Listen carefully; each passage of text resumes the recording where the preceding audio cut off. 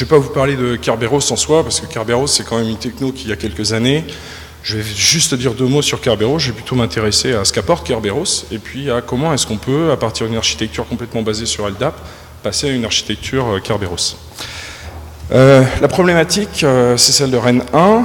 Donc moi, je fais partie de l'IFSIC, une composante de Rennes 1, avec une problématique qui est assez nouvelle, c'est qu'on doit basculer rapidement un parc de postes Windows XP vers un parc Windows 7. Aujourd'hui, on utilise LDAP pour l'authentification. Et depuis Vista, en fait, on a fait l'impasse sur Vista, mais on ne peut pas trop faire l'impasse sur 7, ou alors on va prendre 10 ans de retard, là. Le problème, c'est que Pgina, qu'on utilisait, qui se mettait dans la couche Gina et qui permettait d'aller taper un annuaire LDAP, ne fonctionne plus sous 7.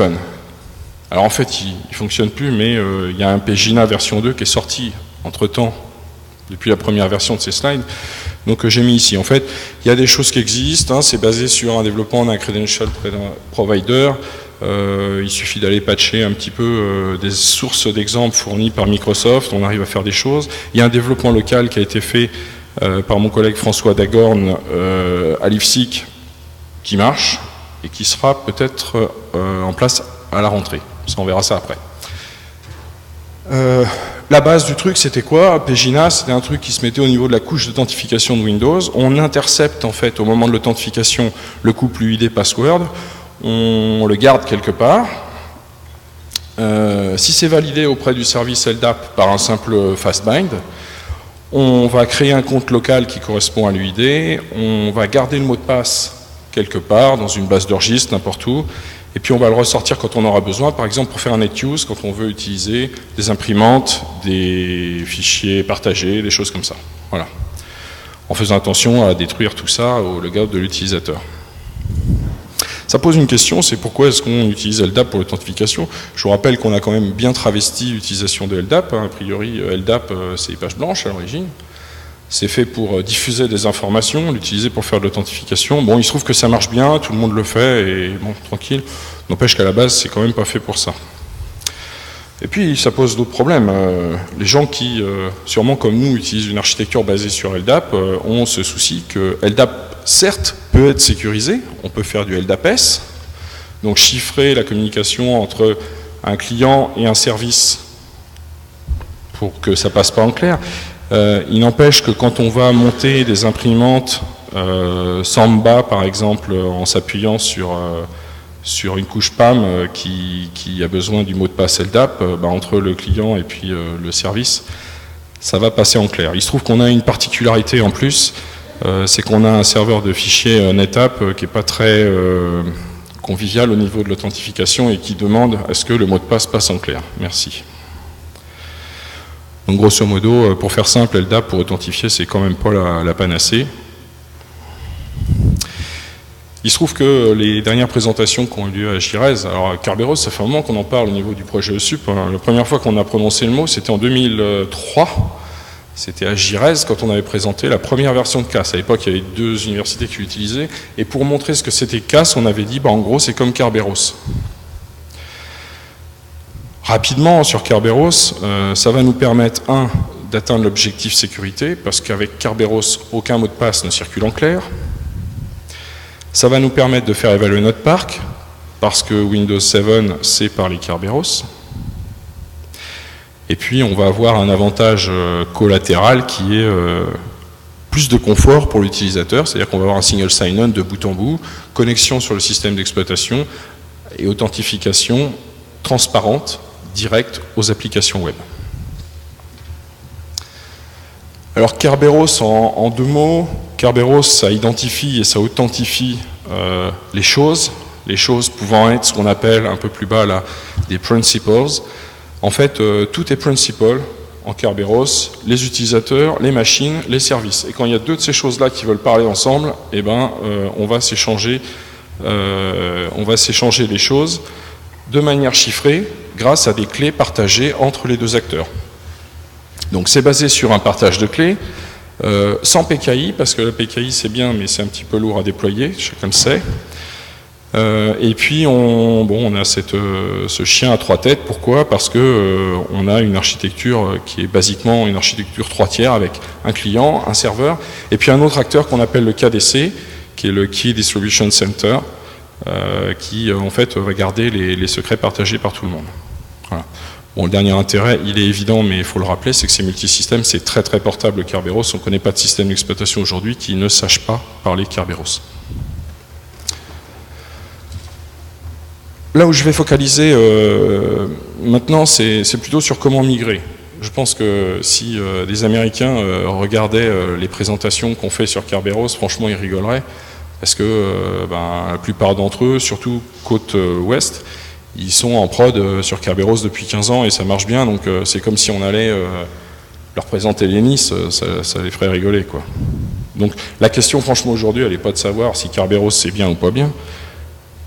La question pour moi, c'est surtout comment est-ce qu'on va y passer. Et là, ça pose certains problèmes qu'il faut anticiper. Il ne suffit pas de connaître Kerberos, il faut savoir comment est-ce qu'on peut passer à Kerberos. Ce n'est pas forcément trivial, ce n'est pas un hasard s'il y a eu récemment un tuto Girez complet consacré à Kerberos.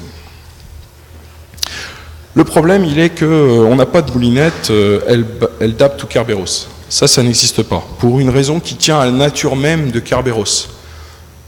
Pour initialiser un principal, il faut son mot de passe en clair. Or, vous savez qu'en général, dans les anneaux LDAP, on va avoir un mot de passe qui va être chiffré, des fois de plusieurs manières, sur le, je ne sais plus comment ça s'appelle, le POSIX account ou le SMB password, je ne sais plus le nom des attributs. Bon. En tout cas, c'est chiffré, non réversible. Et donc, on ne va pas pouvoir à un instant N, ou une nuit N, entre l'instant où les utilisateurs partent chez eux et puis l'instant où ils reviennent le lendemain matin, faire passer une moulinette pour créer les comptes. Ça n'existe pas. Ce n'est pas possible intrinsèquement. En fait, la difficulté, c'est que la migration des utilisateurs est forcément progressive. Le problème, il est quand est-ce qu'on va créer les utilisateurs Kerberos? En fait, on va pouvoir les créer quand on va disposer de leur mot de passe. Alors, quand est-ce qu'on dispose du mot de passe? À plusieurs endroits, en fait. Le premier endroit, naturellement, c'est sur les postes clients, puisque quand ils se connectent, en général, ils se connectent avec leur user password du LDAP, par exemple. Il y a un module PAM qui existe, qui a été jugé pas assez sûr, parce qu'il faudra avoir une confiance absolue dans les clients pour pouvoir faire ça. Alors, on peut utiliser un service dédié à la migration, par exemple une application web, et on demanderait aux utilisateurs de se connecter sur cette appli web, donner leur mot de passe, à ce moment-là on crée leur compte Kerberos, et le tour est joué. C'est bien, mais c'est pas assez transparent. Puis forcément, pour un étudiant en lettres, lui dire qu'il faut qu'il aille taper son truc pour qu'on crée son compte Kerberos, ça n'a pas grand sens pour lui. Bon, en fait, l'idée, c'est plutôt de s'appuyer sur un service qui est fréquemment utilisé. Alors, il se trouve qu'il y en a deux, hein. Il y a le mail et puis CAS. Le mail, chez nous, on a vite vu que c'était pas possible. Parce qu'en fait, comme on utilise le webmail pour les étudiants, ce qui arrive comme mot de passe, rappelez-vous des présentations précédentes là-dessus, c'est un PT en général, hein, un proxy ticket qui arrive, et donc c'est pas le mot de passe. Donc c'est pas à ce moment-là qu'on va pouvoir l'intercepter. Par contre, il y a un endroit où les utilisateurs vont quasiment à chaque fois qu'ils se connectent sur l'université, c'est au niveau du serveur CAS. Donc la solution retenue, c'est au niveau du serveur CAS, intercepter le mot de passe des utilisateurs pour, à la volée, créer les utilisateurs dans le royaume Kerberos. C'est complètement transparent. Trop peut-être, hein, diront certains, c'est-à-dire qu'utiliser le mot de passe pour une destination pour laquelle il n'a pas été donné, c'est pas forcément très éthique. Après, on sait que l'informatique, ça peut être aussi très pragmatique parfois. Voilà. On ne va pas revendre les mots de passe non plus. Donc, voilà un serveur CAS de base. Un serveur CAS avec deux handlers chaînés, un premier qui s'appuie sur une base de données pour avoir des comptes locaux pour faire des choses par les administrateurs, par exemple, et puis un handler LDAP qui va aller valider par un bind, par exemple, sur un handler LDAP, les credentials qui sont donnés au LDAP. La modification du serveur CAS, elle consiste en ceci. D'abord, on va rajouter une première couche qui est un handler qui s'appelle SPNego et qui va intercepter à la fois tout ce qui est NTLM et Kerberos. Il y en a qui connaissent un peu les champs negotiate des entêtes HTTP. Ça se fait relativement bien, c'est pas si facile que ça, c'est pour ça que tout ce qu'on a fait est très clairement et pour le coup techniquement détaillé sur la doc qui se trouve à la fin de cette présentation-là. La deuxième chose qu'on a faite, c'est de wrapper en fait le handler LDAP. C'est-à-dire que au lieu de passer par le handler LDAP qui va aller valider les comptes, on passe par un wrapper. Donc on passe la main au handler LDAP et si la connexion est réussie, le mot de passe arrive dans notre handler qui est ici, le handler passe la main au handler LDAP qui vérifie auprès de l'handler LDAP si ça se connecte bien et en retour, si ça se connecte bien, on va être capable à ce niveau-là d'alimenter le KDC, le Key Distribution Center. Et puis après, on continue la chaîne, voilà. C'est ça l'idée. Donc un des développements qui sont disponibles en ligne sur le site OSUP, c'est notamment ce wrapper. Avec un petit truc en plus, c'est qu'on va éviter de faire cette opération si ce n'est pas nécessaire, donc on va pouvoir cacher des choses. Il y a bien deux choses qui ont été rajoutées au serveur CAS. Un, une partie d'authentification qui permet de prendre en charge l'authentification Kerberos, et une deuxième partie qui permet d'alimenter le royaume Kerberos. Ça, c'est pour la partie migration des utilisateurs.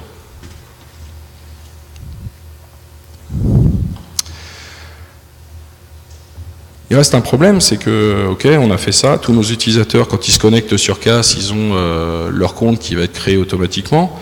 Il n'empêche qu'il va falloir, dans un premier temps, très certainement, garder l'annuaire LDAP.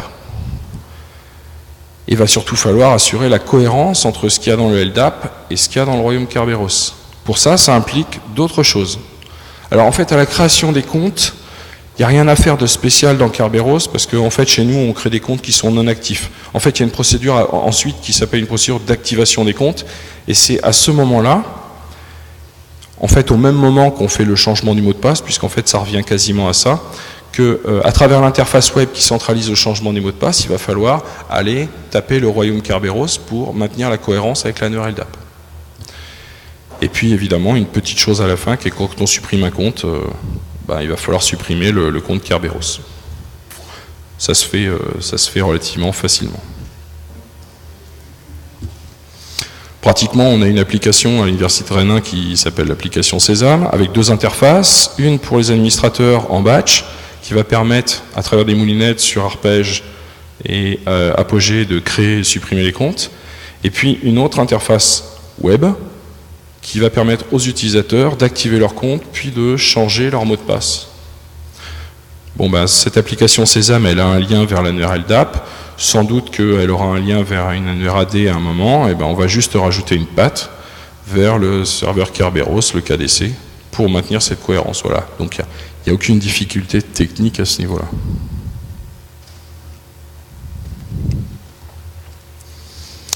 La stratégie de migration.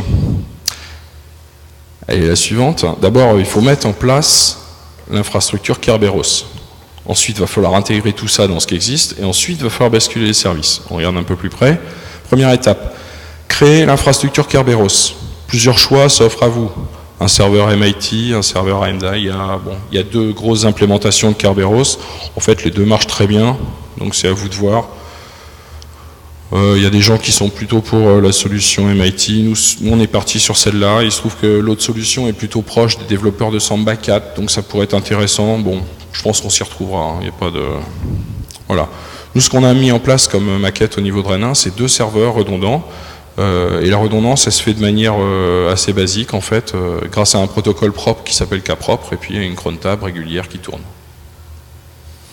On a rajouté une petite appli web par-dessus, qui va nous permettre de simplifier la délegation de gestion des principals. Étape numéro 2, il faut intégrer ça dans tout ce qui existe. Donc je vous ai déjà parlé du serveur CAS. Il va falloir ajouter l'authentification Kerberos et l'alimentation du royaume pour les utilisateurs. Et puis pour l'application Sésame, rajouter la patte Kerberos.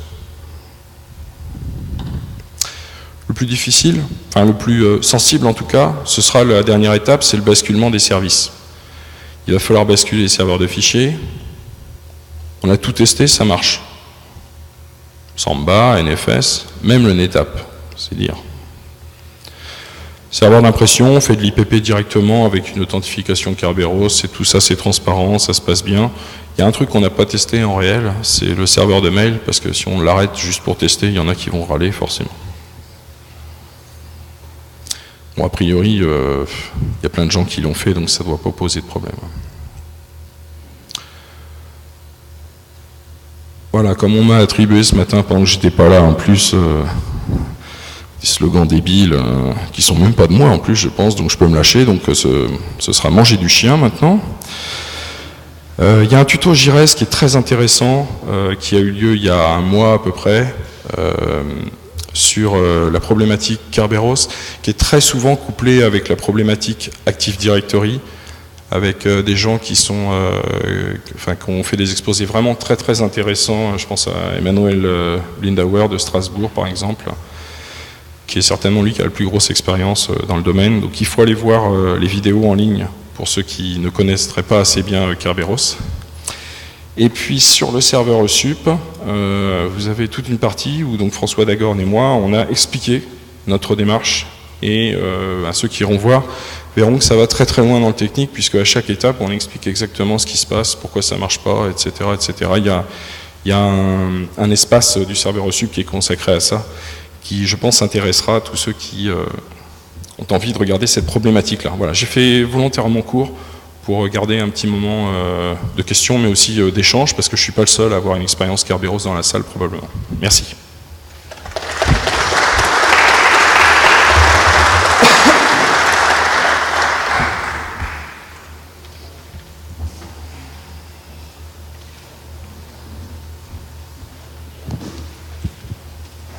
Vous avez des questions ?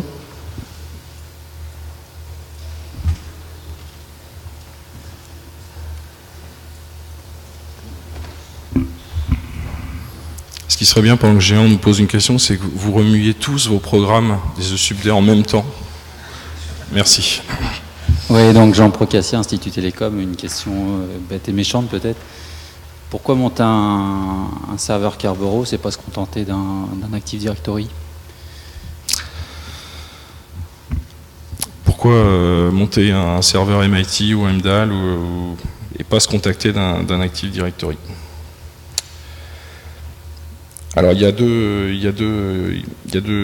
éléments de réponse. Le premier c'est Emmanuel Lindauer de Strasbourg qui le décrit.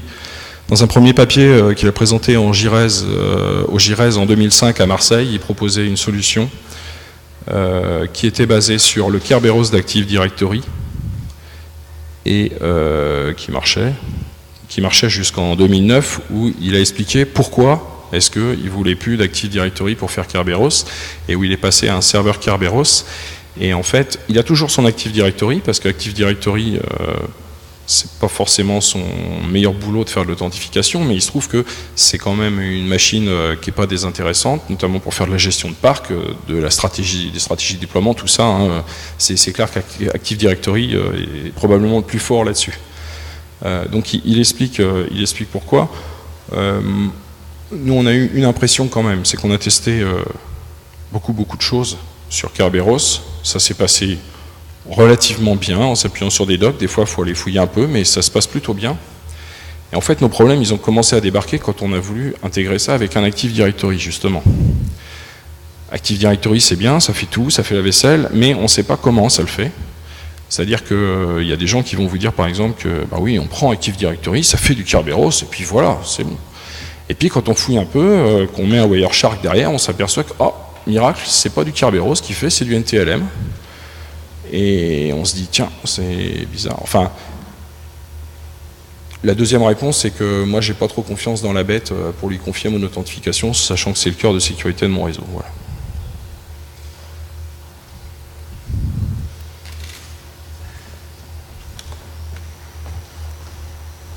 Alors pratiquement, il y a des choses à faire avec Active Directory, parce que si on passe à Kerberos et qu'on a un Active Directory, il faudra bien qu'à un moment il se cause. Il y a des choses pour ça, des relations d'approbation entre domaine Kerberos et domaine Active Directory. On les a mises en place, ça marche. Maintenant, il y a des gens qui utilisent Kerberos sans Active Directory, et enfin, il n'y a pas de problème pour ça.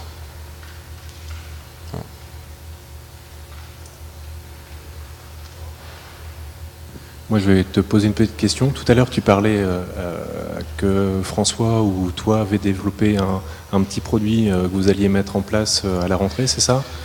Ou en début de présentation, tu parlais de Regina ou d'un remplaçant de Pegina? Oui, c'est Regina, donc remplaçant de Pegina, oui, qui va être mis en place à IFSI, qui a été développé par François Dagorn. Je ne sais pas s'il souhaitera le diffuser dans la mesure où depuis le Pegina V2 fait la même chose. Donc voilà. Bon, avec un truc qui n'est pas très satisfaisant, c'est que je vous ai expliqué le système, hein, on intercepte en fait l'UID password au moment de la connexion, et puis si le bind LDAP réussit, on va le stocker quelque part pour son... Voilà. Bon, stocker quelque part un mot de passe, ceux qui ont quelques notions de sécurité, ça fait un peu peur. Il se trouve qu'il y a effectivement un problème à ce niveau-là, au niveau sécurité, sur ce truc-là. Maintenant, on n'a pas été voir les sources de Pegina V2, mais de toute façon, le principe est exactement le même, donc il est peut-être un peu mieux caché dans Pegina V2, donc autant que ce soit eux qui soient responsables. Vous restez sur Regina malgré tout? Je crois pas. Enfin, je crois qu'aujourd'hui c'est Regina, oui. Mais après, ça peut basculer. Il suffit de changer le credential provider que tu utilises en fait, donc que ce soit l'un ou l'autre, c'est la même chose.